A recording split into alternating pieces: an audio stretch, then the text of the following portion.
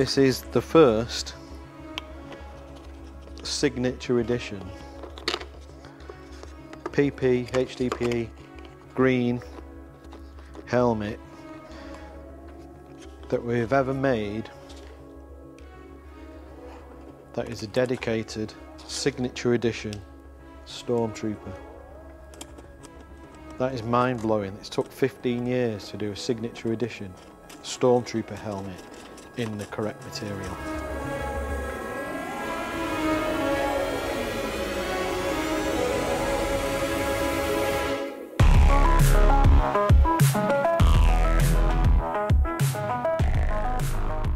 It's nice to come back and do the green helmets.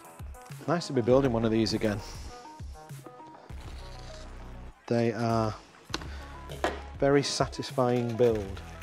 One of the things we wanted to do from the word go was to use the original materials. Polypropylene, the material the original helmets were made of. It's important. It's important if you're interested in accuracy. It's important if you're interested in authenticity. So the original helmets, the green plastic, it was misidentified many years ago as HDPE. It's a very similar plastic to PP. It's still referred to now as HDPE, even by us, even though we know it's incorrect. But that's what it was identified as by the replica prop community. And that's where we came from. And that also is important because it's about accuracy. For us, PP is in the DNA of Stormtroopers and it's in the DNA of RS just as much as Simon's original suit.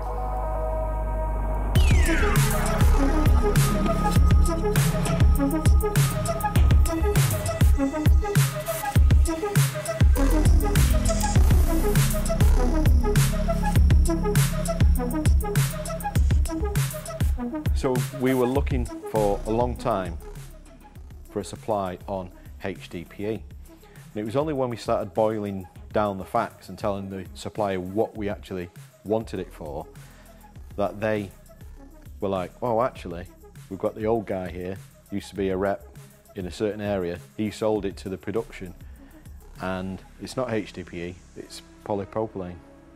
And that's how we discovered polypropylene. And most of the point, that's how we managed to get some. Well, this is our thing. Rob builds them and I paint them. This is pure RS, isn't it? This is what it's all about. This is me and Simon. So we've done the PP helmets before, but we've never done a signature edition A&H style Stormtrooper helmet. Yep, we did the Chris Bunn Sandtrooper, but we've never done an actual Stormtrooper as a signature edition made in the correct material until now. But bear with me, because this one's going to be a good one. We met the guy who signed this, and that was a while ago, and we've had them just waiting for the correct time where we had the workflow to be able to fit it in without disrupting anything else that we had in production. And now seems to be the perfect time because of the way we're splitting work up between everyone. And I also was reminded about this because I was watching a video on YouTube, and it was the 10 most famous or most awesome movie extras ever. I'll put a link to the video below. I can't remember the actual title now offhand, but I will put the link. Check it out in the comments below. It's a pretty cool video. And we were going through the video and we got to number 1. So the most awesome, iconic movie extra of all time, in their opinion.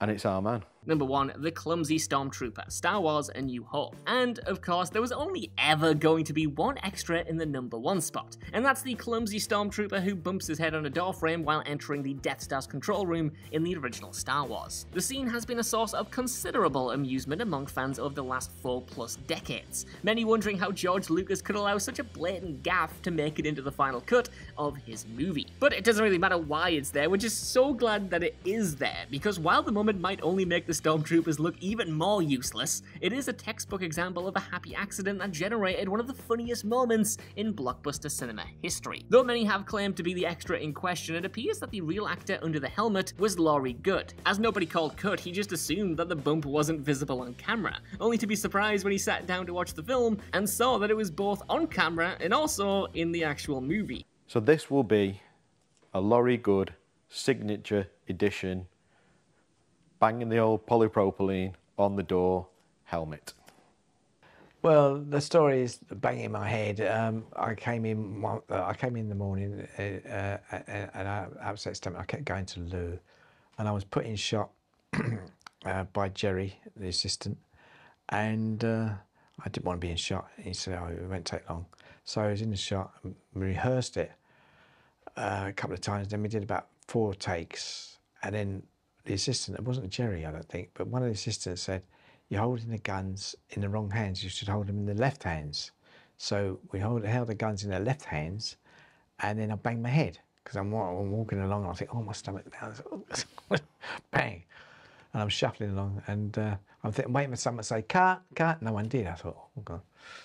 So, and then they said, "Check the gate," which means, you know, check the camera and see if it's okay. There's nothing, no hairs in the film or whatever. See that the camera's okay, and I thought, well, blimey, maybe I wasn't in shot, because otherwise they would have gone again. And then I was in the bar lunchtime, so it was in the morning. In the bar lunch, I said to Mark Carby, I said, "We did the one shot with holding the guns in the proper hands, and I banged my head. I'm sure I was in shot, but I couldn't have been, because they didn't go for another take. And then when it came out, it was in, because they only had the one take of us holding the guns in the left hand." So that's the story. That's what happened. That's and all these other people are saying that they were the ones that banged their head, but I'm sure if I got through to George Lucas, he'll say, "You're absolutely right. We only had the one take." And then in the special edition, they added the sound effect, didn't they? Yeah, yeah. And accentuated it. Yeah. Seems though everybody knew it was there. Take over. Need to hit.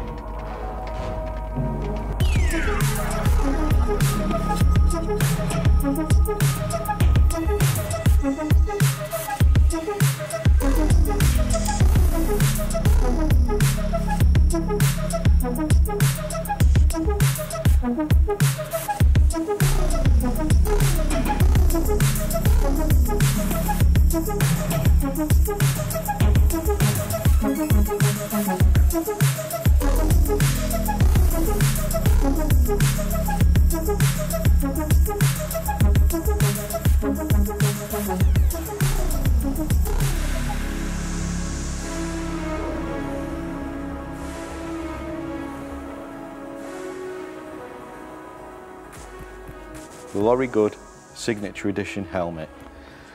Our first Signature Edition Stormtrooper helmet made from polypropylene. This is going to be available in a very limited number. There's only 100 of them, and it's going to be available in a totally clean, i.e. unchipped version, and then a slightly chipped version if you want to see the chips coming through with all of that goodness. Now that's not 2 different versions to make 200. That is all within the 100 signature plaques that we have, and that is at your discretion. That is an option that you will be able to choose on the website. Okay, speaking of the website, we all know the problems that we've had in the past if you've tried to get on a signature edition helmet. So this time we're going to do it slightly differently. We're going to try something new. We're always listening, we're always trying to adapt, and we're always trying to make these runs as stress-free for us, and more importantly for you, and sort of for our web guys, because they take a whole lot of stress. So the page is on the website. You will see that, and it will say waitlist. Click on that, you will be entered into the waitlist, and then we have an app that will generate at random the allocation of 100. We think this is the fairest and simplest and stress-freest way. You don't all need to pile on there at once. It's going to be up there for certainly over this weekend. We'll probably take it down on Monday. And yeah, I think that will be, if it works, the way that we move forward in the future. The estimated shipping on this is going to be around October time. I think that's very realistic due to where we're at with the run at this point. This has been in development for some time, as I've said. So there we go, the Lorry Good Signature Edition helmet, limited edition, and our first Signature Edition A&H Stormtrooper helmet made from polypropylene. I know I've said that a few times, but I can't believe that it's taken this long. We're almost 15 years into the RS entity, which is amazing in itself, and I would like to thank everybody who's followed us in all of that time, whether you were there from the beginning or whether you've joined more recently. These things can't happen without you guys, so thank you, and I hope you like the helmet.